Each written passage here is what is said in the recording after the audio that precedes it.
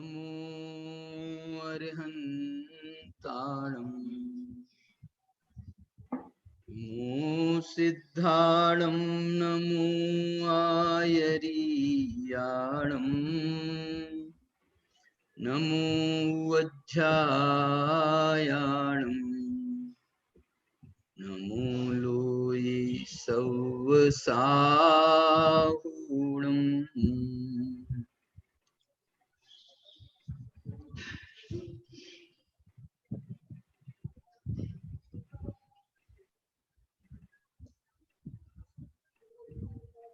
जे हिंदुलक्ष्य जन्ते उदयादिषु संभवेहि भावेहि जीवाते गुणसन्ना निदिष्ठा सव्वदर्शिः।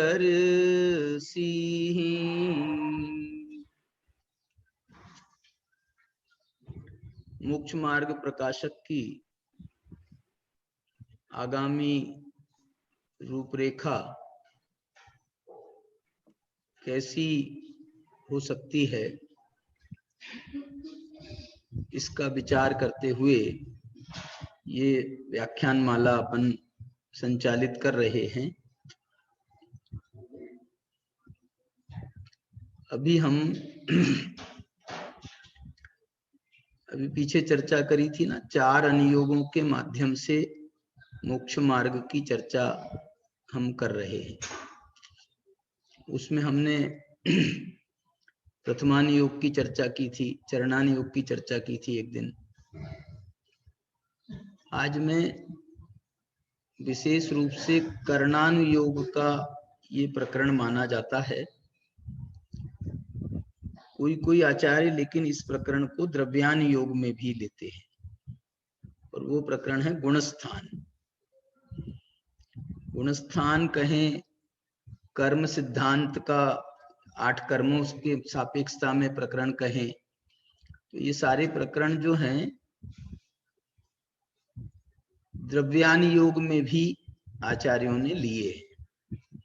आचार्य कल्प पंडित टोडरमल जी ने इन प्रकरणों को करणान योग में गर्भित किया है, और हम ये कहते हैं कि ये कोई अलग अलग चीजें थोड़ी हैं। अनुयोगों का बंटवारा बहुत औपचारिक है। एक एक ग्रंथ जो है उस चारों अनुयोगों का प्रतीक बन जाता है। इसलिए जो है मुख्यता की बात होती है कि मुख्यता से कौन से अनुयोग का कौन सा ग्रंथ है, वो कौन से अनुयोग का है। हम कह सकते हैं सर्वथा कि समय सार सिर्फ द्रव्यान योग का है, करणान योग का कुछ नहीं है उसमें चरणान योग का कुछ नहीं है उसमें, तो उसकी भी चर्चा आएगी। 14 गुणस्थानों के नाम आते हैं समय सार में। कहाँ आते हैं बताओ? समय सार में 50 से 55 नंबर की गाथाओं में उसमें गुणस्थान शब्द का प्रयोग किया है। 2-4 जगह कुन-कुन भगवान ने ऐसा प्रयोग किया है उनने कि गुणस्थान जीव नहीं है गुण ऐसा लिखा ना, गुण ठाणंता भावा नदुकेयी निश्चय नयस्य। गुणस्थान पर्यंत के भाव नदुकेयी निश्चय नयस्य, निश्चय नय से ये कोई जीव के नहीं है। तो ऐसा गुणस्थान की चर्चा तो करी ना, मलय निषेध में करी, इन चर्चा तो करी ना।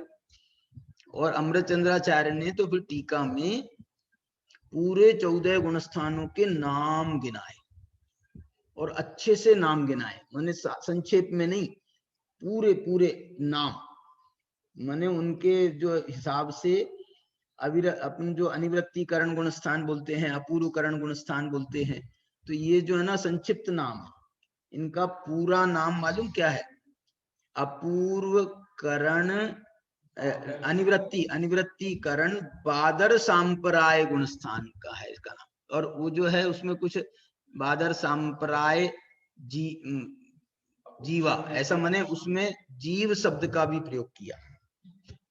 अपूर्वकरण संयत अपूर्वकरण बादर सांप्राय संयत, ऐसा नाम है उसका। तो उस उतना विस्तार के साथ में अमृतचंद्राचार्य ने भी उसका नाम उल्लेख किया है। मैंने तो जैसे आपसे ये कहा था कि जिनागम का कोई भी प्रकरण आप ले लो, वो सभी प्रकरण वास्तव में मोक्ष मार्ग की ओर ही ले जा रहे हैं।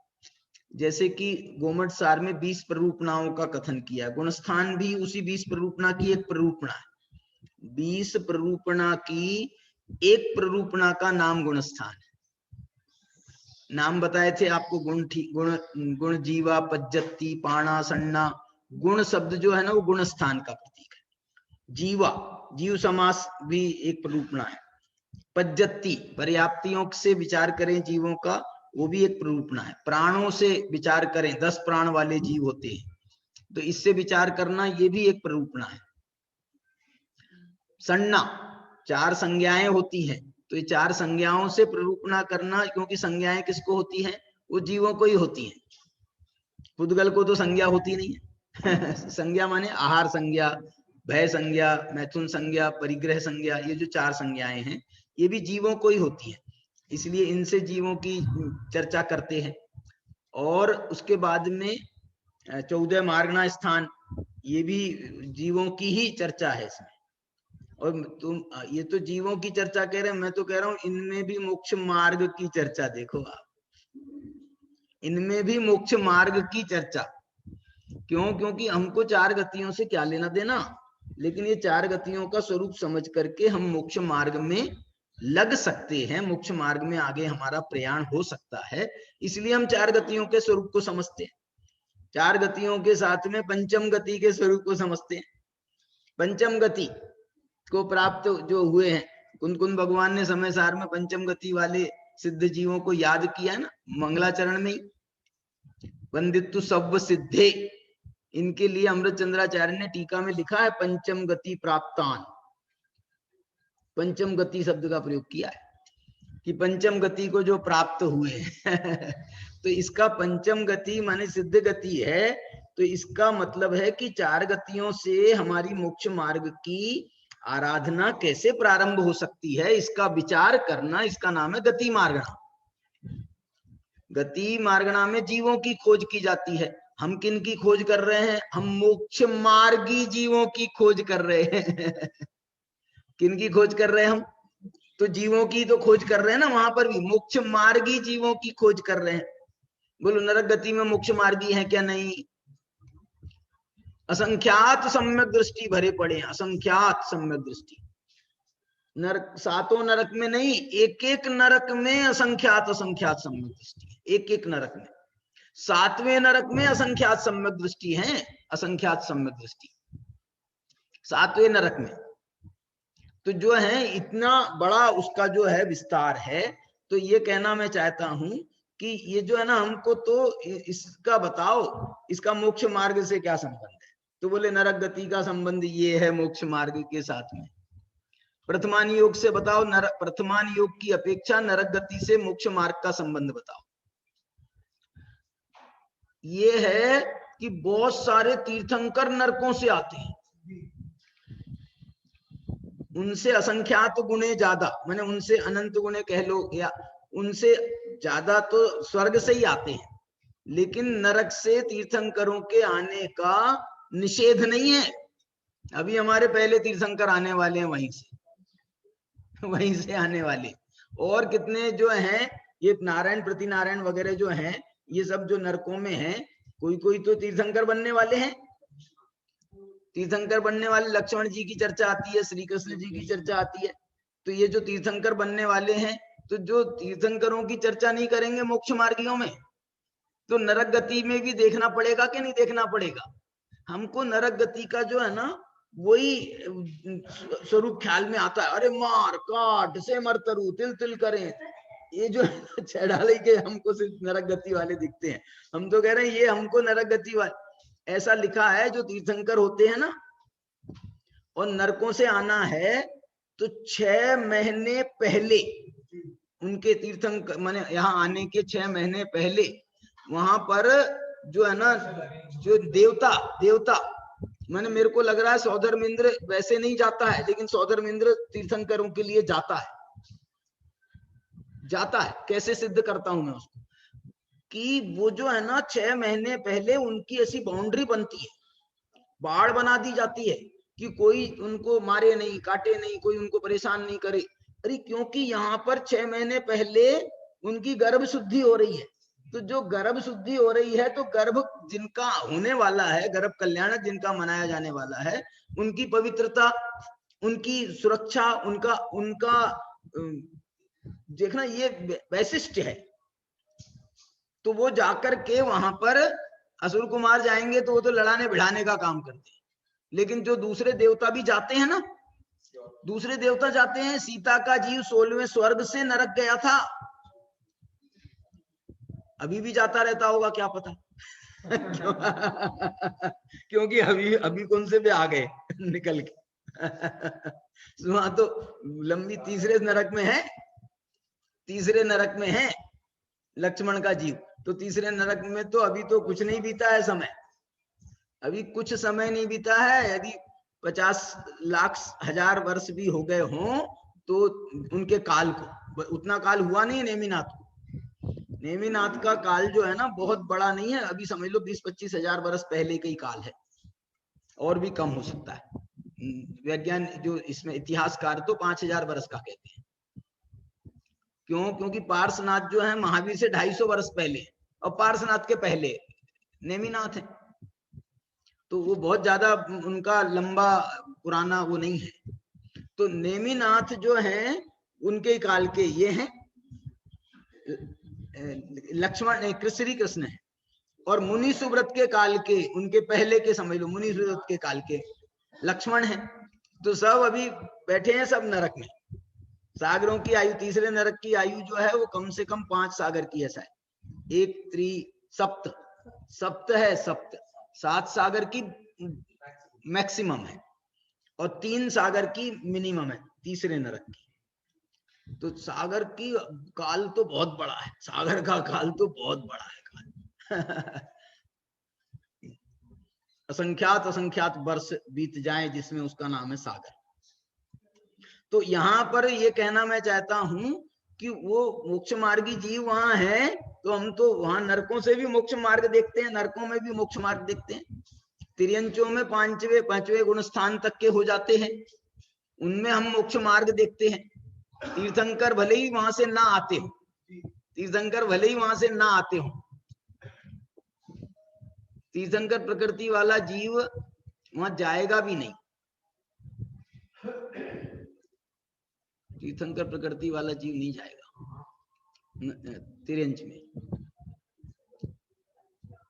छायिक सम्यक दृष्टि जा सकता है, नहीं छायिक सम्यक दृष्टि की होती है प्रतिष्ठापना वगैरह, तीर्थंकर प्रकृति की कह रहा हूं मैं। देखो तो जो भी है, तो वहां पर मालूम ऐसा लिखा है, जो स्वयंभू रमण समुद्र है ना, वो तो तिरंज गति के माने अपने मध्य लोक में ही है। और वहां पर मनुष्यों का तो जाना है नहीं, 2.5 द्वीप के बाहर मनुष्य जा नहीं रहे हैं। तो वहां पर वो जो है सबसे आखिरी का द्वीप है मध्यलोक का, लेकिन इतना बड़ा है, इतना बड़ा है कि आधा मध्यलोक घेर के बैठा है उसने, आधा मध्यलोक उसने घेर के बैठा है स्वयंभू रमण समुद्र ने। इसलिए कह रहे हैं कि इतना बड़ा स्वयंभू रमण समुद्र है, और वहां पर असंख्यात तिर्यंच हैं, और शायद वहां पर विकलत्रय नहीं है। स्वयंभू रमण समुद्र में विकलत्रय नहीं है। विकलत्रय समझते हो? 2 इंद्री, 3 इंद्री, 4 इंद्री वाले जो छोटे जीव जंतु है ना, वो नहीं है।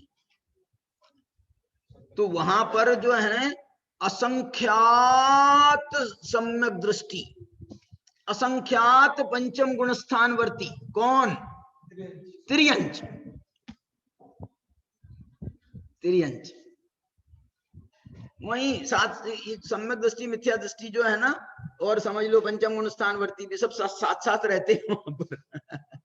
एक महामत्स्य ऐसा है वहां पर जो 7वें नरक में जाने वाला है, 7वें नरक में जाने वाला है एक महामत्स्य, और उनके ही पास में भाई साहब वो भी डोलते फिर रहे हैं सम्यक दृष्टि और पंचम गुण स्थानवर्ती। वो भी मत्स्य आदि तो हैं, और कौन होंगे? मत्स्य आदि तो होंगे वो भी। तो ऐसे असंख्यात सम्यक दृष्टि पंचम गुण स्थानवर्ती, क्या कमाल की बात है। आगम की बातें तो जो है ना, कई कई बातें तो ऐसी लगती हैं बिल्कुल जैसे कमाल करती हैं, आश्चर्य पैदा करती हैं। आश्चर्य है, ये दुनिया के आश्चर्य तो हैं, और क्या कहोगे इसको, क्या कहोगे। जो वर्णन है हमारा भूगोल का वर्णन है, ये आश्चर्य पैदा करता है। और उसके साथ में यदि हम फिर इन सब चीजों को जोड़ते हैं तो बोलो क्या बात है। एक तरफ तुम सम्यक दृष्टि कह रहे हो, एक तरफ तुम मोक्ष मार्गी कह रहे हो, और वो मोक्ष मार्गियों को तुम नरक भेज रहे हो। भेज क्या रहे हैं, वस्तु स्वरूप हम कोई भेजने वाले थोड़े ही है तिर्यंचक में जा रहे हैं। बोले साहब सम्यक दृष्टियों को भी अपराध से ऐसे ही मुक्त नहीं कर सकते हैं।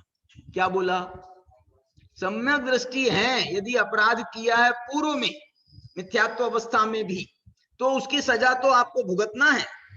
कई कर्म तो ऐसे निधत्ति निकाचित नाम के कर्म होते हैं जिनको तो भोगवोच पड़ से भोगना ही पड़ता है। आपने ये सम्यक दर्शन जो है उससे मुक्ति नहीं दिलाता, ये कर्मों की निर्जरा नहीं होती, ये कहना है निधत्ति निकाचित की अपेक्षा से। उनका वो परिस्थिति की, उनका वो कुछ उसमें आप परिवर्तन नहीं कर सकते, उनको तो आपको भोगना है।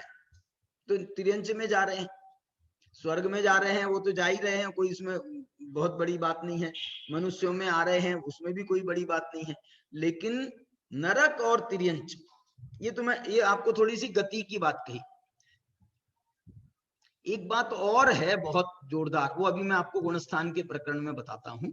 ये गुणस्थान को जो है, गुणस्थान एक थोड़ा सा जो है ना मोक्ष मार्ग की हमको चर्चा करना है। मैं आपको गुणस्थान का तो बहुत बड़ा विषय है, बहुत बड़ा विषय, महीनों का विषय है गुणस्थान का। अभी हमने एक छोटी किताब भी लिखी है उसकी, गुणस्थानों की दार्शनिक, गुणस्थानों का दार्शनिक विश्लेषण, ऐसा कुछ नाम से। तो उसका जो है वो बहुत वो उनने पढ़ी हमारी वो किताब, दादा ने, दादा माने उज्जैन वाले दादा, उज्जैन वाले विमल दादा ने, उनका फोन आया, वो 15 मिनट तक के चर्चा करी उनने। और क्या बोले, अरे यार बोले तुम तो बहुत अच्छा लिखते हो ऐसा उनने उनका मतलब बड़ा आशीर्वाद मिला। वो मेरे से बहुत खुश रहते हो बोले तुम्हारा जो है, तुम्हारी प्रसन्नता के कारण मैं तुम्हारे से खुश रहता हूँ, तुम भी खुश रहते हो बोले उनको भी आप देखना, उनका व्याख्यान वगैरह आए हैं ना यहाँ पर, आए वो जो है ना वो जो है ना वो भी ऐसे ऐसे मस्त होकर के व्याख्यान करते हैं। अच्छा अरे वाह फूलचंद जी आए थे, अच्छा प्रकाश भी आ गए, अच्छा हाँ एक आध दिन के लिए आ गए होंगे। कौन, प्रदीप जी, प्रदीप जी आ गए, अरे वाह। नहीं आपके आरोन की बड़ी चर्चा है साहब हाँ गोदा जी भी मनीष, नहीं सब सब सब बहुत अच्छा है। क्या बता रहा हूं मैं आपको, तो जो है ना वो तो ठीक है, वो किताब गुणस्थान का से संबंधित किताब है वो। तो उसमें हमने दार्शनिक विश्लेषण, दार्शनिक का वैज्ञानिक विश्लेषण किया। मैंने उसको जो आगम से तो जो तथ्य हैं वो तथ्य हैं, उन्हीं तथ्यों को जो है युक्ति संगत बनाया है, तर्क से बनाया है, बहुत अच्छा। तो उनको बहुत मजा आया दादा को। कहना मेरा ये है कि मेरे को उतना लंबा विषय तो नहीं यहाँ पर चलाना संभव नहीं है, अपने पास समय भी नहीं है, लेकिन मेरे को तो मोक्ष मार्ग का विषय चलाना है।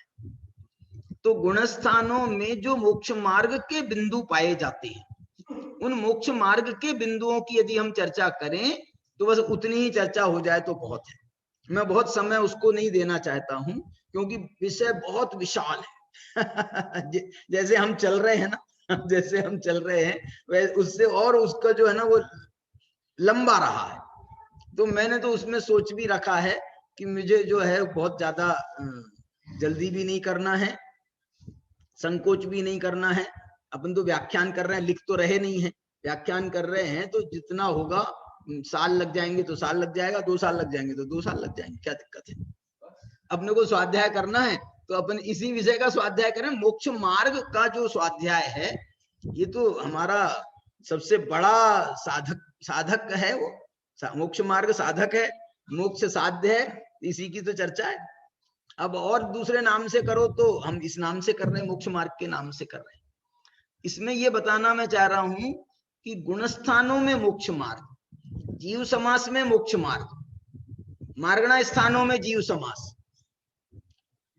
मार्गणा स्थानों में मोक्ष मार्ग, माने सर्वत्र मोक्ष मार्ग। उपयोग का एक अधिकार है, उपयोग में मोक्ष मार्ग का स्वरूप विचार करें तो क्या मजा आ जाए। उपयोग में मोक्ष मार्ग,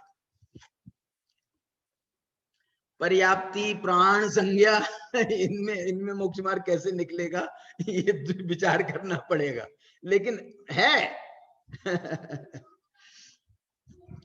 तो यहां मैं आपको उसके पहले, इसकी चर्चा करने के पहले आपको गुणस्थान का थोड़ा सा परिचय देना चाहता हूं। गुणस्थान, अभी जो मैंने मंगलाचरण में भी गाथा पढ़ी थी, वो गुणस्थान की परिभाषा की गाथा है। गोमटसार की शायद गाथा है ये, पंच संग्रह की भी है, गोमटसार की भी है। गोमटसार की 8/29 लिखा है, 8 नंबर की गाथा है। गोमटसार की 8 नंबर की गाथा है और 29 नंबर का पेज होगा। तो 8 नंबर की ये गाथा है। गाथा क्या है? देखो, गुणस्थान किसे कहते हैं? जे हिंदू लक्ष्य जनते उदयादिषु संभवे ही भावे ही जीवा जीवा ते गुण सन्ना। ये जो है ना गुणस्थान जो संज्ञा है, ये जीव के भावों की नहीं है, ये जीवों की गुणस्थान संज्ञा। जीवा ते गुण सन्ना, जीव ही गुणस्थान है। अरे नाम है ना गुणों के स्थान, तो गुणों के स्थान कौन होते हैं? द्रव्य होते हैं। तो जीव भी एक द्रव्य है, तो यहाँ पर जीव की बात कर रहे हैं, तो जीव की गुणस्थान संज्ञा है, भावों की नहीं। उन भावों वाले जीवों की, उन भावों वाले जीवों की। जीवा ते गुण सन्ना निदिठा सर्वदर्शी ही, सर्वदर्शी भगवान ने ऐसा निर्देश किया है। क्या निर्देश किया है?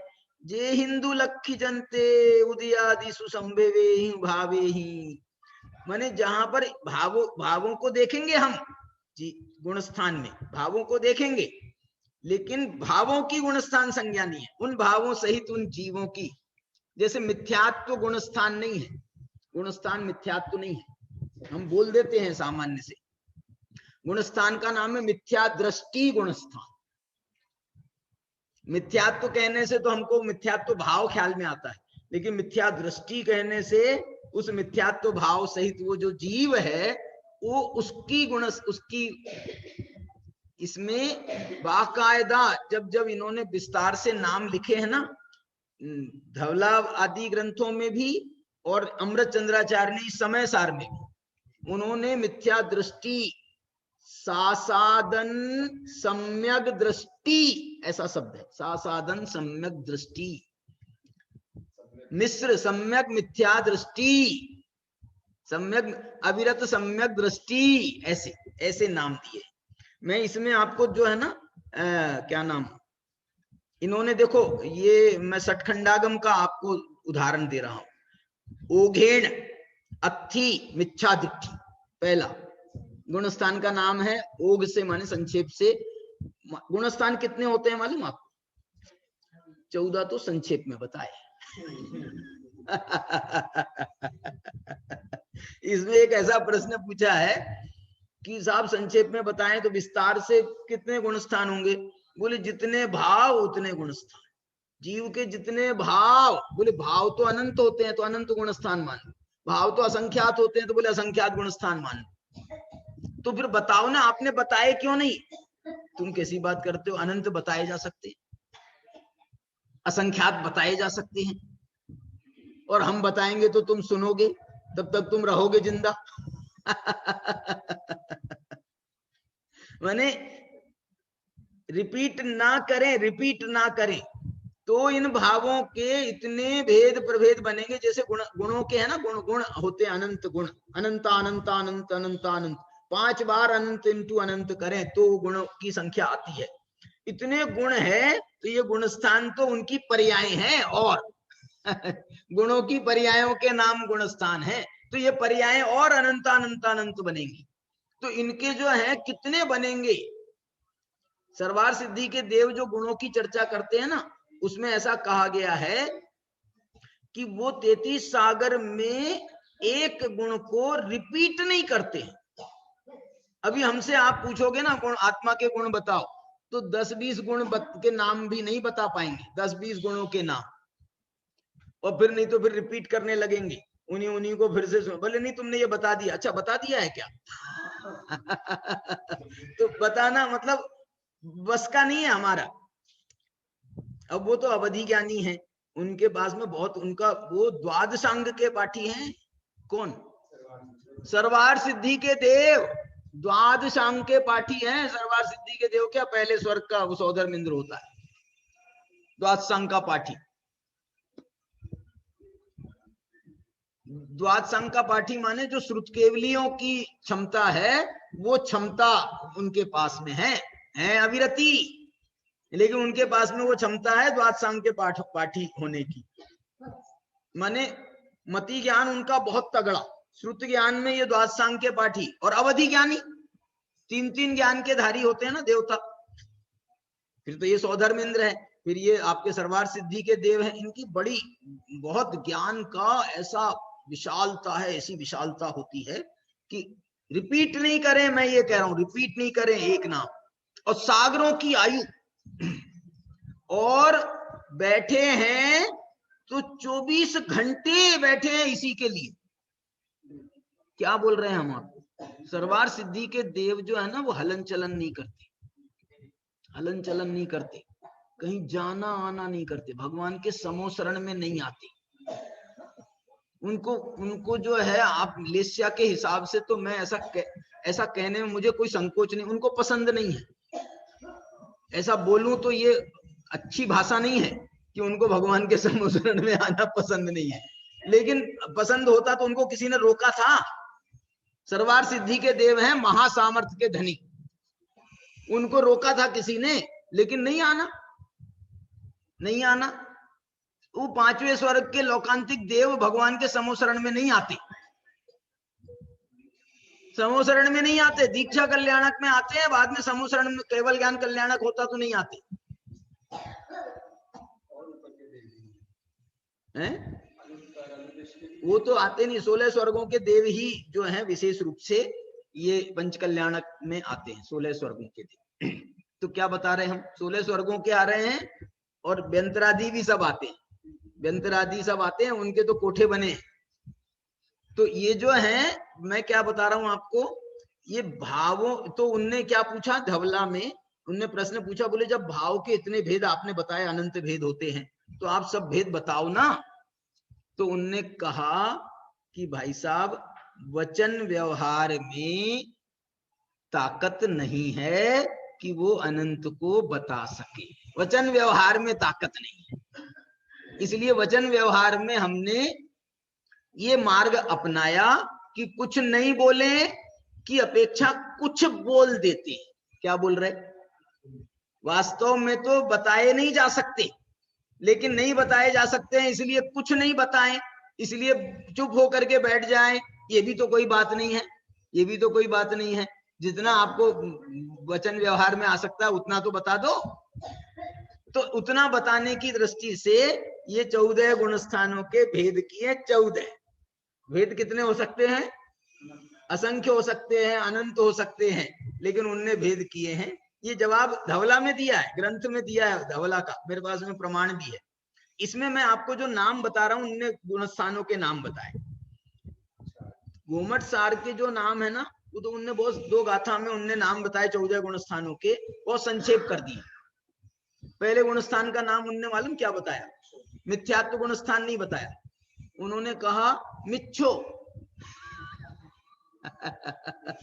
मिच्छो माने मिथ्या, मिथ्या।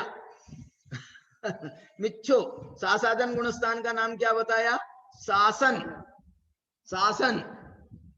और ये सम्यक मिथ्यात्व गुणस्थान का नाम क्या बताया? मिस्सो, मिस्सो। मिस्सो माने मिश्र, सम्यक मिथ्यात्व का मिश्र है ना, तो उसका नाम मिस्सो। देखो नाम सुनो, मिच्छो, शासन, मिस्सो, 3 हो गए। अविरद सम्मोय देश विरधोय, अविरत सम्यक्त्व और देश विरत। विरदापमत्त इदरो, विरदा विरत के दो गुण स्थान है, तो उनमें पमत्त और इदरो, पहला प्रमत्त है और दूसरा जो छठा है प्रमत्त विरत का, और सातवां है इदरो। इदरो माने उससे विपरीत, उससे जो हटकर है। तो इतर जो है वो है अप्रमत्त विरत। विरदोपमत्त इदरो अपूर्व हो गया नाम, अपूर्व करण पूरा नहीं बोल रहे, अपूर्व। अणियठी अनिवृत्तिकरण सुहमोय, और सूक्ष्म सांप्राय का नाम बोल रहे हैं सुहमो। सूक्ष्म सूक्ष्म सांप्राय जो है संयत, सूक्ष्म सांप्राय, और मालूम उसके लिए और भी नाम दिया है उन्हें। उसमें भी दो भेद हैं, तो उनने उसके भेद भी उनमें गिनाए। उनने छपकोपशमक माने उपशांत, क्या नाम, सूक्ष्म सांप्राय उपशम उपशमक, हाँ उपशमक संयत, और सूक्ष्म सांप्राय छपक संयत। ऐसे ऐसे सब भेद अमृत चंद्राचार्य ने विस्तार के साथ में नाम, उनको वो व्याख्या नहीं कर रहे थे, बहुत बहुत विस्तार से उसका लक्षण और परिभाषा नहीं बता रहे थे, लेकिन उनने नाम ही ऐसा बता दिया कि जिसमें उनकी पूरे परिभाषा गर्भित हो गई। यहाँ क्या कह रहे हैं ये देखो, अब इनके नाम सुनो। उसमें तो मैंने आपको बता दी, कितने बता दिए, अपूर्व अनियठी सुहमोय। फिर कह रहे हैं अगली गाथा है उवसंत क्षीण मोह। उवसंत माने उपशांत मोह, उपशांत कषाय 11वां गुण स्थान। क्षीण मोह, क्षीण मोह नाम का 12वां गुण स्थान, इसका क्षीण कषाय भी कहते हैं। सजोग केवली, सजोग केवली 13वां गुण स्थान। अजोगीय 14वां गुण स्थान। आगे क्या कह रहे हैं मालूम, ये गुणस्थान नाम तो बता रहे हैं गुणस्थान की गोमटसार में, और लिख रहे हैं 14 जीव समासा। ये 14 जीव समास है। अरे तुमने तो कहा था हम गुणस्थान के नाम बताते हैं, तो बोले बता तो दिए, लेकिन फिर तुम 14 जीव समासा कह रहे हो, ये 14 जीव समास हैं। तो बोले क्या दिक्कत है, जीव समास माने जीवों के भेद प्रभेद, तो गुणस्थानों की अपेक्षा ये जीवों के भेद प्रभेद है क्या? नहीं, जीवों के भेद है, इसलिए ये भी जीव समास है। कल मैंने आपको बताया था गुणस्थान भी मार्गना स्थान है, क्योंकि गुणस्थान में भी जीवों को खोजा जाता है, इसलिए वो मार्गना स्थान है। और आज यहाँ पर नेमिचंद सिद्धांत चक्रवर्ती कह रहे हैं ये जीव समास है। बोले ये गड़बड़ मत किया करो आप, जिसका जो नाम है उसको वही बोला करो, आप जो है ना मिक्सिंग क्यों करते हो। इसका समाधान मालूम क्या है? इसका समाधान ये है कि हम जो है ना कोई भी चीज में बहुत ज्यादा रिजिड ना हो जाए। रिजिड रिजिड समझते हैं, माने एकांती नहीं हो जाए। बोले नहीं साहब गुणस्थान में तो आपको गुणस्थान के नाम बताने पड़ेंगे, जीव समास में आपको जीव समास के नाम बताने पड़ेंगे, मार्गना स्थान में आपको। अरे क्या हो गया, गुणस्थान को भी मार्गना स्थान कह दिया तो क्या हो गया, गुणस्थान को भी जीव समास कह दिया तो क्या हो गया। वो भी एक विवक्षा है ना, तो वो विवक्षा से समझ लो। माने इससे जो है ना स्यादवादी बने रहते हैं हम, एकांतवादी नहीं होते हैं। जो बात, एक बात समझना, जो बात युक्ति से, तर्क से, न्याय से, आगम से यदि पुष्ट होती है, और यदि वो आपने हमने कभी नहीं सुनी हो पहले, और यदि आगम से, तर्क से, युक्ति से, न्याय से पुष्ट होती है, तो वो भी सम्यक मानी जाती है। ऐसा नहीं है कि जो लिखा है बस वही प्रमाण है, इसके अलावा आप जो है कुछ बोलोगे तो अप्रमाण हो जाएगा। ये एकांतवादियों के लक्षण है। कौन से लक्षण? उनने पूछा कि ये जो आप बोल रहे हैं, कोई वक्ता बोल रहे थे, उनसे पूछा तो आप जो बोल रहे हो ये बात कुरान में लिखी है कि नहीं लिखी, बताओ।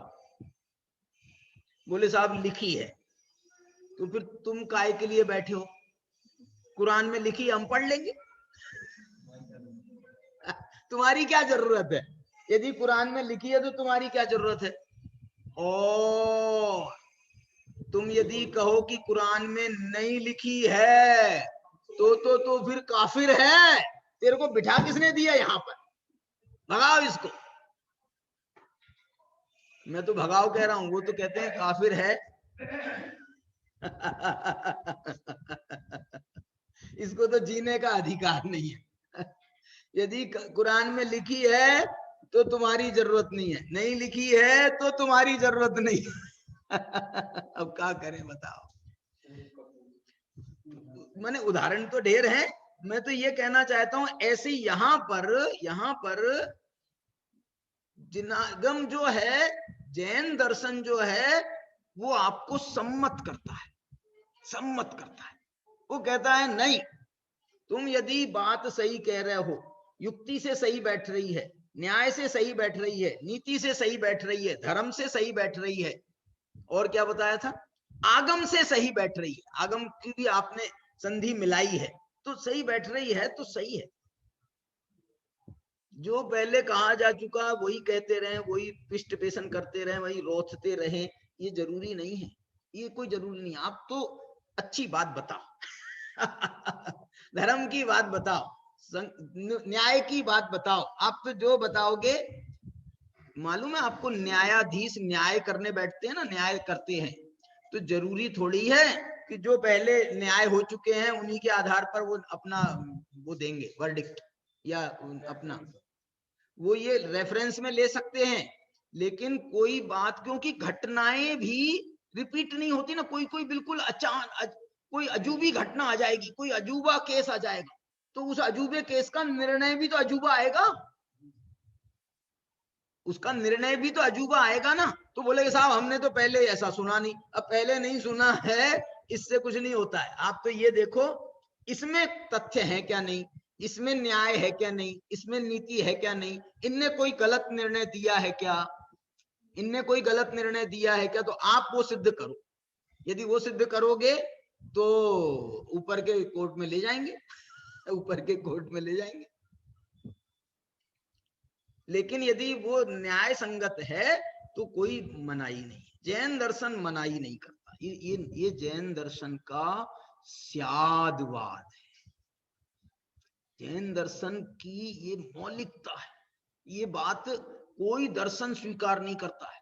कोई दर्शन नहीं कहेगा कि नहीं साहब आप जो है आप बता सकते हो, कोई नई बात भी बता सकते हो ना। जो लिखा है आपको उसी को फॉलो करना है। आप बिल्कुल, एकांतवादी के यही लक्षण है और एकांतवादियों को यही शोभा देता है। ये जो है ये अनेकांतवाद की बात है, ये स्यादवाद की बात है।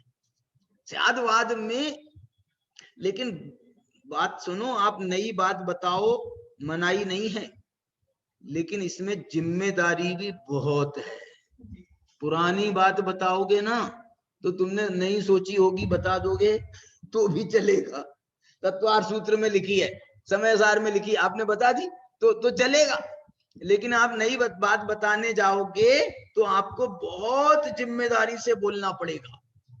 आपको उससे आगम से समर्थन उसका निकालना पड़ेगा। आगम की बात नहीं है, लेकिन आगम से समर्थित होनी चाहिए, न्याय से समर्थित होनी चाहिए, युक्ति से समर्थित, वो फेल नहीं होनी चाहिए। नहीं तो अभी कोई सामान्य व्यक्ति आ जाएगा, वो बोलेगा ये तुम्हारी बात तो इससे कट रही है, स्ववचन बाधित है, तुमने ऐसा पहले कहा था, तुम्हारी बात तुम्हारे से कट रही है, ऐसा हो रहा है, उनसे कट रही है, जो भी है।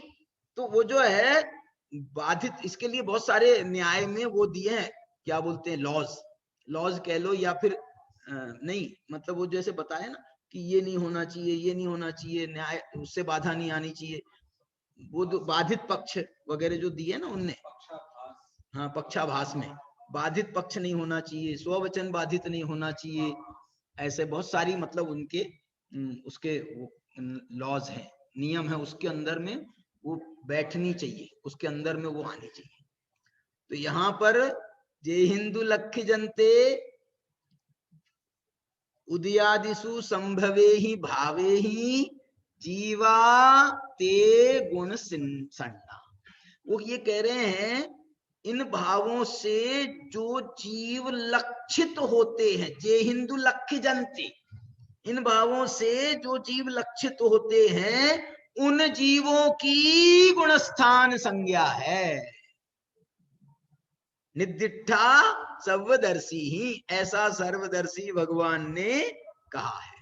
और मैंने आपको 14 गुण स्थानों के नाम बताए। 14 जीव समासा, क्या लिखा था, कमेन सिद्धाय नादब्बा। देखो ये बताना है मुझे, क्या बोल रहे हैं, ये 14 गुण स्थान है और यही जीव 14 गुण स्थानों को पार करके कमेन सिद्धाय नादब्बा, क्रम से यही जीव सिद्ध होते हैं। क्या मतलब सिद्ध होते हैं? माने मोक्ष जाते हैं। माने ये जो गुण स्थान है ये मोक्ष मार्ग के प्रतीक हैं। मोक्ष मार्ग पूर्वक मोक्ष होता है, गुण स्थानों पूर्वक गुण स्थानातीत सिद्ध बना जाता है। ये इसलिए गुण स्थान मोक्ष मार्ग है। एक बात और जो आपको बताना है मुझे, क्या बता रहा था, गुण स्थान से वो जो है ना वो सिद्ध होते हैं, बात स्लिप हो गई। चलिए अब यहाँ पर जो है ये इनने, मैं आपको कहा ना धवला में भी इसका प्रमाण दिया उन्होंने, जैसे ओघेण अत्थि मिच्छा इट्ठी, शासन सम्मा इट्ठी, ये प्राकृत शब्द है, सम्मा मिच्छा इट्ठी, असंजद सम्मा इट्ठी, सूत्र है ये। संजदा संजदा 5वां गुण स्थान का सूत्र है। पमत्त संजदा ये 6ठे गुण स्थान का सूत्र है। अपमत्त संजदा 7वें गुण स्थान। अपूव, देखो ये देखो इनका नाम, पूरा विस्तृत नाम 8वें गुण स्थान का। अपूव करण पविठ शुद्धि संजदेशु अथी उव समा खवा। क्या बोल रहे? अपूर्व करण में जो प्रविष्ट है, पविठ माने जो अपूर्व करण में प्रविष्ट हुए हैं और ऐसी अपूर्व करण में प्रविष्ट होकर के अपूर्व करण की शुद्धि को जो प्राप्त हुए हैं, ऐसे संजदेशु, ऐसे संयतों में, श्रमणों में जो उपशम भाव वाले हैं वो अलग हैं और जो छपक भाव वाले हैं वो अलग है। गुणस्थान तो एक ही है, लेकिन औपशमिक उपशम श्रेणी का गुणस्थान और छपक श्रेणी का गुणस्थान अलग अलग है। इसी प्रकार से देखो ये अनिवृत्तिकरण का नाम, अणियट्ठी बादर सांपराई, इसमें एक और नाम जुड़ गया। अनिवृत्तिकरण को बादर सांप्राय कहते हैं। बादर सांप्राय क्यों कहते हैं? क्योंकि 10वें को सूक्ष्म सांप्राय कहते हैं उसके पहले का है ना ये। इसका मतलब क्या हुआ मालूम? 9वें गुणस्थान तक ये जो जीव है ये बादर सांप्राय में स्थित है, माने बादर कषाय में, माने स्थूल कषाय में। बादर का मतलब होता है स्थूल, अभी स्थूल कषाय में वो स्थित है। और मालूम आपको 9वें गुणस्थान में शुद्धोपयोग में है, शुद्धोपयोग में चल रहे हैं और ये कह रहे हैं बादर कषाय में स्थित है अब शुद्धोपयोग के साथ में ये बादर कषाय, सूक्ष्म कषाय को तो हम एक बार मान लेंगे, लेकिन ये बादर कषाय भी मालूम क्या है? ये बादर कषाय भी अव्यक्त है, अबुद्धि गोचर है, बुद्धि गोचर नहीं है है बादर। वो सूक्ष्म की अपेक्षा बादर है, सूक्ष्म की अपेक्षा बादर है। और बादर मालूम है किस अपेक्षा से है? ये बादर इसलिए अपेक्षा से है, ये जो मैंने दार्शनिक विश्लेषण किया है ना उसमें यही सब बात डाली है। उसमें हमने ये लिखा है ये बादर इस अपेक्षा से है कि इनका नाश 9वें गुण स्थान में चुन चुन कर होता है। एक एक को ये क्रोध का नाश कर दिया, मान का नाश कर दिया, माया का नाश कर दिया, ये हास्यादि कषायों का नाश कर दिया। ऐसे उनने 6 स्थल बनाए, 9वें गुण स्थान के अंदर 6 स्थल बनाए। एक एक स्थल में पहले क्रोध का नाश, फिर मान का नाश, फिर माया का नाश, फिर स्थूल लोभ का, लोभ सूक्ष्म लोभ के 2 भेद करना है तो सूक्ष्म लोभ तो वहां जाएगा, स्थूल लोभ का नाश हो रहा है, फिर ये हास्यादि कषायों का नाश हो रहा है, इसमें भी कुछ उनने विभाजन किया, ऐसे 5-6 स्थल बना करके इनने इन कषायों का नाश करते हैं। क्या बात है, चुन चुन करके बहादुर है। और सूक्ष्म सांप्रदाय का मतलब क्या है मालूम? सूक्ष्म सांप्रदाय का मतलब ये है कि वो कषाय बहुत सूक्ष्म है, आपके पकड़ में आएगी नहीं। तो बोले साहब फिर पकड़ में नहीं आएगी तो नाश कैसे करेंगे? बोले नहीं, वो सूक्ष्म है ना, तो अपने आप मर जाएगी, तुम उसको मारो मत, वो मरने वाली है, सूक्ष्म है। ये गुणस्थान का, सूक्ष्म सांप्रदाय गुणस्थान का ये स्वरूप है, स्वरूप है ये उसका। वहां पर बुद्धिपूर्वक, जो बुद्धिपूर्वक तो नौमे में भी नहीं है, बुद्धिपूर्वक शब्द नहीं दे ले हम, लेकिन वो जो है वहां पर नाश किया नहीं जा रहा कर्मों दृष्टि से भी। अब जो है उसको सूक्ष्म सांप्रदाय जो है वो अपने आप नष्ट होता है। मैं उसको ऐसे उदाहरण देता हूं, पहले भी शायद आपके यहाँ दिया होगा। कचरा होता है ना, हमारे घरों में कचरा हो जाता है, तो हम कचरा जो है कभी चले जाए 10-15 दिन के लिए, महीने भर के लिए बाहर, और बाद में आए तो घर का कचरा साफ करते हैं। तो घर का कचरा कैसे साफ करते हो बताओ? झाड़ू लगाते हैं। और महीने भर का कचरा होगा तो झाड़ू लगाने से साफ हो जाएगा?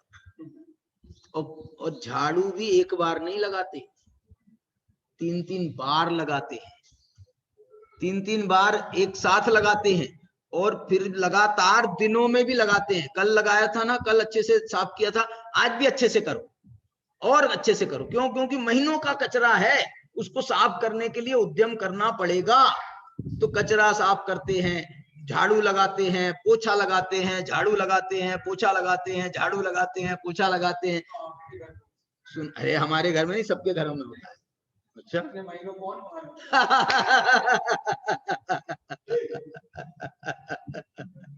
ये सही बात है। अब यहां से सोनगढ़ जाने वाले हम 1 महीने के लिए। सोनगढ़ का प्रोग्राम, दिवाली सोनगढ़ की। अरे दिवाली में तो अपने घर जाते हैं, तो अपने घर तो जा रहे हैं।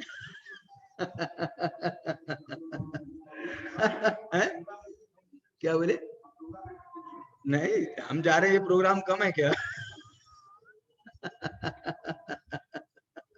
अरे नहीं, दिवाली पे अच्छा कार्यक्रम होता है वहां पर, लेकिन अब ये कोरोना के कारण से क्या होगा नहीं होगा भगवान जाने, लेकिन सामान्य तो होगा। अपने घर में तो अपन करेंगे ही, तो लोग जो वहां के निवासी हैं वो लोग तो अपना करेंगे ही ना, तो उसमें अपन शामिल हो जाएंगे। तो ये जो है, ये अब मैं जो बताना चाह रहा हूं वो सुनना। आपने सब तरह से सफाई कर दी, अभी अपने घरों में सफाई होती है ना भाई साहब, आप झाड़ू लगा, वो काम वाली झाड़ू लगा रही हो, और तुम बार बार टहलो वहां पर कमरे में, तो वो नौकरानी है तुम्हारी, लेकिन डांट देगी तुम्हारे को। तुम, अरे मैं तो घर का मालिक हूं, तुम मेरे को डांट रही है? तो मालिक को तो सर पे चढ़ोगे क्या? मेरा काम बढ़ा रहे हो। तुम बार बार चहलकदमी कर रहे हो, बाहर जाते हो, वहां से धूल लेके आते हो, मैं यहाँ पे झाड़ू लगा रही हूँ। और भाई साहब झाड़ू लगाने में तो एक बार वो बर्दाश्त भी कर लेगी, लेकिन यदि उसने पोछा लगा दिया और तुमने 2 मिनट का इंतजार नहीं बना तुमसे, फिर तो उसको बाकायदा रौद्र हो जाएगी, रौद्र रूप ले लेगी, और लेना चाहिए। तो ये फिर ये भाई, तूने पोछा लगा दिया, गीला है तो साफ करना, साफ करके दे दे तो हम चले जाएंगे। बोले भाई साहब 2 मिनट रुको तो सही, ये सूक्ष्म सांप्रदाय है, सूक्ष्म सांप्रदाय है। ये जो पोछा लगा है, अब इतने मैंने कम पानी से लगाया है कि ये तो अभी 1 सेकंड में सूखने वाला है, 2 मिनट आप इंतजार कर लो, बस सूखने वाला है। ऐसे ये सूक्ष्म सांप्रदाय जो है, ये 1 सेकंड में खत्म होने वाला है इसका मामला। इसलिए जो है अपने आप वो नष्ट होने वाली है कषाय। तुम उसको नाश करने के लिए टोचा मत लगाओ, टोचा लगाओगे तो इसको नाश करने के लिए क्या करोगे? एक बात है ना।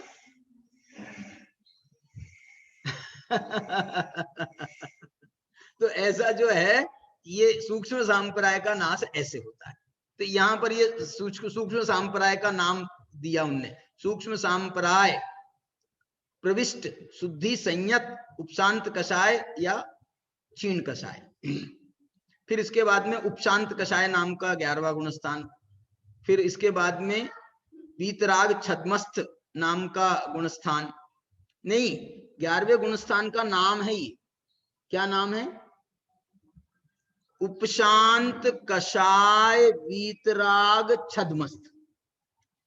उपशांत कषाय माने कषाय जिनने उपशांत, सारी कषाय जिनने उपशांत करा दी है, इस कारण से जो वीतराग हो गए हैं, 11वें गुणस्थान वर्ती वीतराग हैं, परम यथाख्यात चारित्र वाले, परम नहीं यथाख्यात चारित्र वाले। और ये कह रहे हैं वीतराग हैं लेकिन छद्मस्थ है। क्या बात है!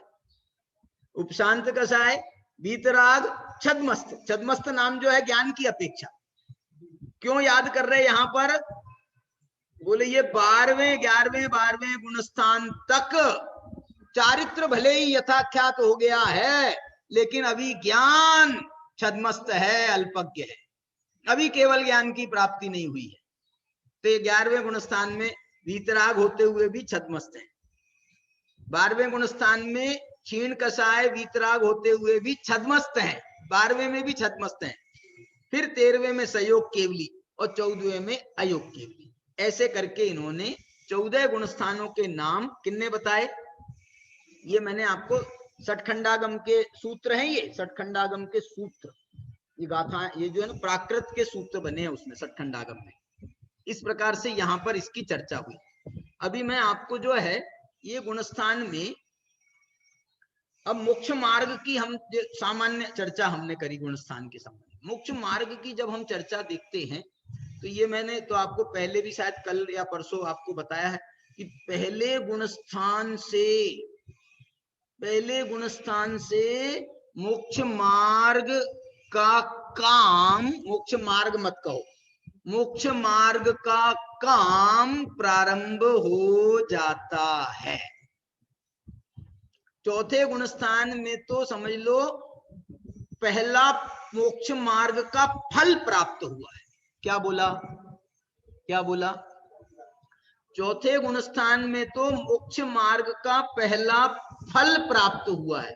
फल प्राप्त हुआ है आपको वृक्ष का, तो आपने वृक्ष लगाया होगा कि नहीं लगाया होगा? उसको पहले सींचा होगा कि नहीं सींचा होगा? उसको खाद पानी दिया होगा कि नहीं दिया होगा? वो कब दिया होगा? तो उसको कुछ नहीं मानोगे?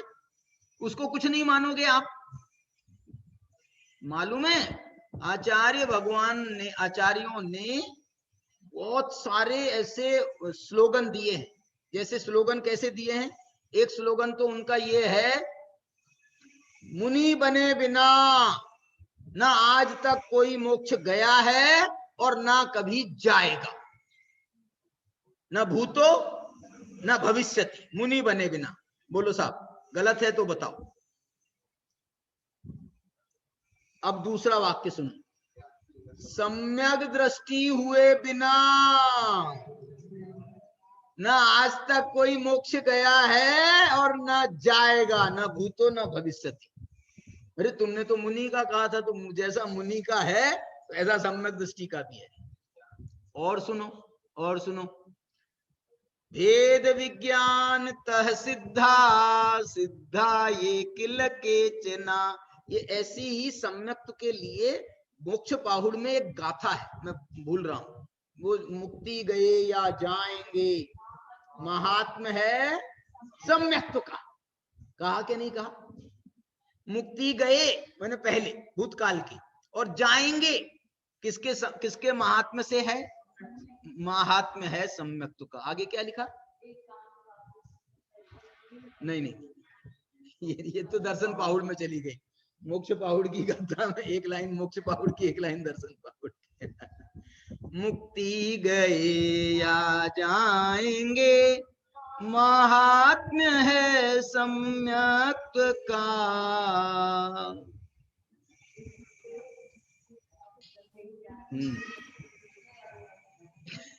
कान वाले याद आ रहे हैं।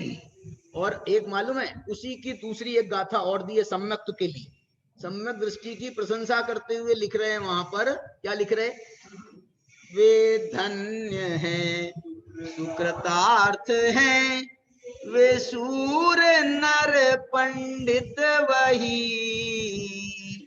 दुस्वप्न में सम्यक्त्व को जिन ने मलिन किया नहीं।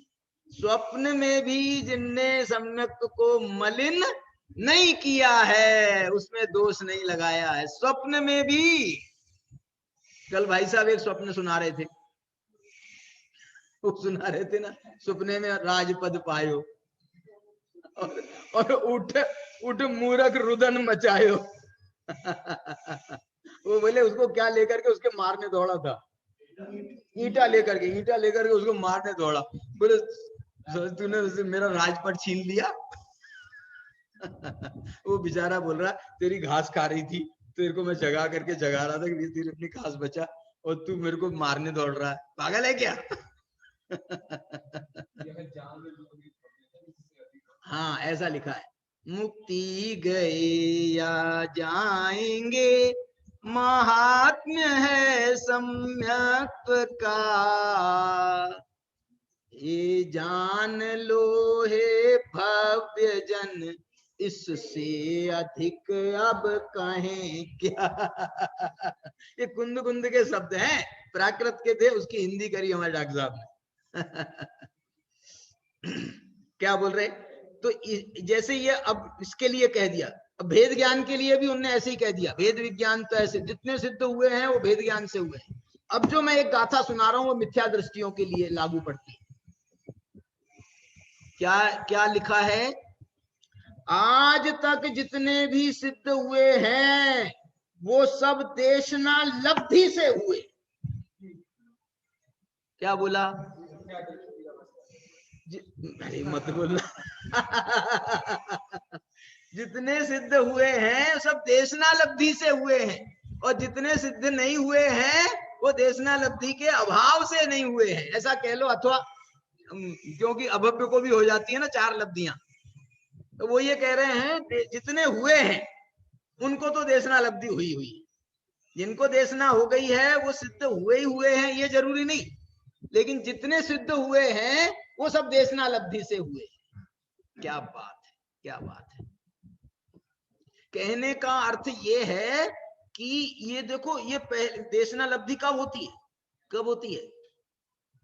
जो अभी इनने कहा मिथ्यात्व अवस्था में, क्योंकि सम्यक दर्शन के पहले 5 लब्धियां होती हैं।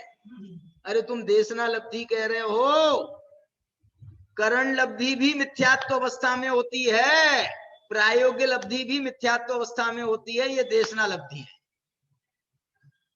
फिर भी उसको देशना लब्धि को इसलिए स्थान प्राप्त है, क्यों प्राप्त है मालूम? उन्होंने सम्यक्त्व के 2 भेद किए, सम्यक्त्व के 2 भेद किए, तन निसर्गाद अधिगमाद। सम्यक तो एक निसर्गत सम्यक दर्शन होता है, दूसरा अधिगमज सम्यक दर्शन होता है। ये जो अधिगमज सम्यक दर्शन है इसमें वो देशना लब्धि विराजमान है। अधिगमज माने देशना से हुआ जो सम्यक दर्शन है वो अधिगमज कहलाता है। उपदेश से जो सम्यक दर्शन, उपदेश के माध्यम से जो हमको तत्वों का अधिगम होता है उससे जो है वो अधिगमज कहलाता है। और यदि हमने पूर्व पर्याय में प्राप्त की है देशना, और इस भाव में वो हमको जाति स्मरण आदि हो जाए स्वयं से ही, और हमको जो है सम्यक दर्शन की प्राप्ति हो जाए, तो बोलते हैं कि साहब इनको तो देखो किसी ने नहीं सुनाया, किसी ने नहीं सुनाया। और ये जो 8 साल का बच्चा है देखो कैसे सीख गया, कैसे सीख गया।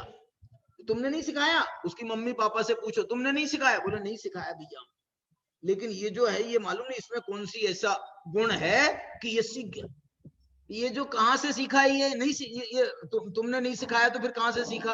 अरे ये पिछले जन्म में सीखा था ना, उसके संस्कार लेकर के इस जन्म में पैदा हुआ है, इसलिए वो जो है वो सीख काम आ रही है। लेकिन हमने तो भैया साक्षात में किसी को सिखाते नहीं देखा, इसलिए उस सम्यक दर्शन को कह दिया निसर्गज। निसर्गज सम्यक दर्शन भी देशना लब्धि के बिना नहीं होता है, उसमें भी देशना लब्धि तो है, लेकिन वो पूर्व भावों की देशना लब्धि है। तो इस प्रकार से जो है ये इसका गुणस्थानों के माध्यम से हम मोक्ष मार्ग का की चर्चा हमने प्रारंभ की है। अभी 1-2 दिन इसकी चर्चा अपन और करेंगे गुणस्थानों के माध्यम से। एक एक गुणस्थान में क्या मोक्ष, जैसे पहले गुणस्थान के मोक्ष मार्ग के तत्व अपन ने देखे ना, दूसरे गुणस्थान में मोक्ष मार्ग के तत्व कौन से हैं बताना, सोचना आप, सोचना आज दिन भर। दूसरे गुणस्थान में मोक्ष मार्ग के तत्व, तीसरे गुणस्थान में मोक्ष मार्ग के तत्व, जबकि ये गिरते के गुणस्थान, दोनों गुणस्थान गिरते के हैं। नहीं, तीसरे में तो कभी चढ़ भी जाते हैं, तीसरे से शादी मिथ्या दृष्टि हो तो, लेकिन दूसरा गुणस्थान तो गारंटी से गिरते का है, लेकिन उसमें भी मोक्ष मार्ग के तत्व हैं। वो क्या, तो उसकी चर्चा अपन कल करेंगे। अभी की चर्चा को यहीं पर विराम देते हैं। चलिए आज का ध्यान सूत्र बताओ नरेश जी। नरेश जी बैठे हैं। हाँ, मुनि बने बिना मोक्ष नहीं होता। मुनि बनने की भावना हर श्रावक ने नित्य करना चाहिए। वाह। मुनि बने बिना मोक्ष नहीं होता। मुनि बनने की भावना और सम्यक करने की भावना वो ये नित्य कह करना रहे चाहिए हैं हर कि श्रावक। मुनि बने बिना मोक्ष नहीं होता, अपन ने अभी चर्चा की ना, तो इसकी मुनि बनने की भावना प्रत्येक श्रावक को हमेशा करनी चाहिए। इसलिए इस भावना को हम भाएं अभी 2 मिनट के लिए, इस भावना को आप भाएं।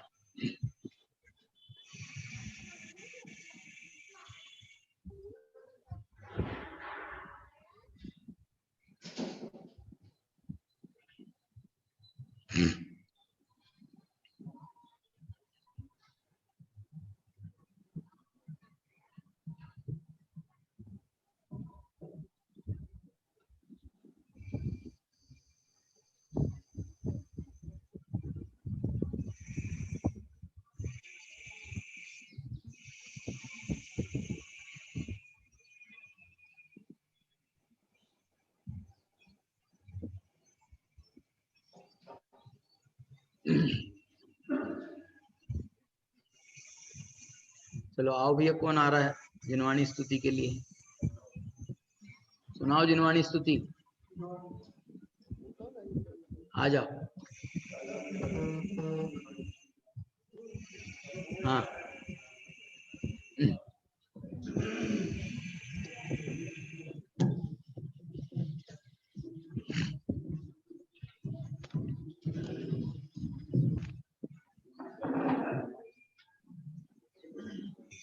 महिमा है अगमित आगम की महिमा है। महिमा है अगमित आगम की महिमा है। महिमा है अगमित आगम की महिमा है। महिमा है अगमित आगम की महिमा है। चारि सुनत जड़ भेद बेचारी। चारि सुनत जड़ भेद बेचारी। हम जिन मूर्ति आदम की महिमा है। महिमा है अगमित आगम की महिमा है। रागादिक दुख कारण जाने। रागादिक दुख कारण जाने। रागादिक दुख कारण जाने।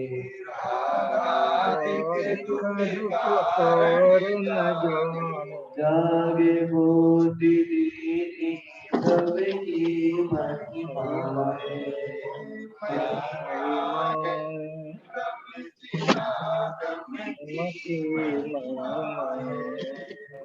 ज्ञान ज्योति जागी और अंतरे।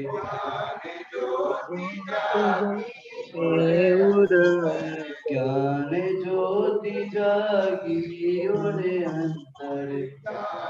ज्योति जागे और रुचि बारी पुनि समिदप की महिमा है।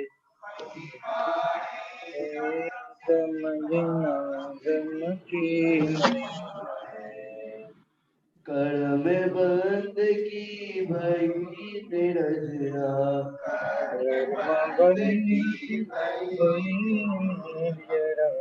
में बंद की भई रजरा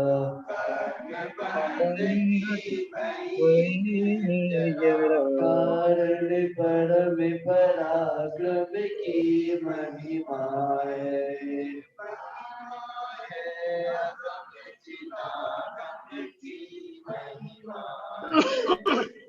भाग्य चंद से लालच लाग्यो चंद शिव लालच लागो भाग्य चंद से लालच लाग्यो चंद शिव लालच लागो पहुँच नहीं है जहाँ जम की महिमा है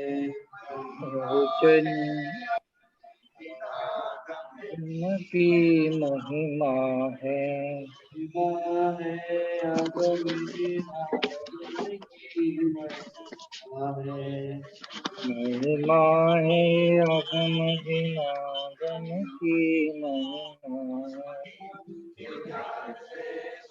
तुझे लो कालो भवानी मस्तक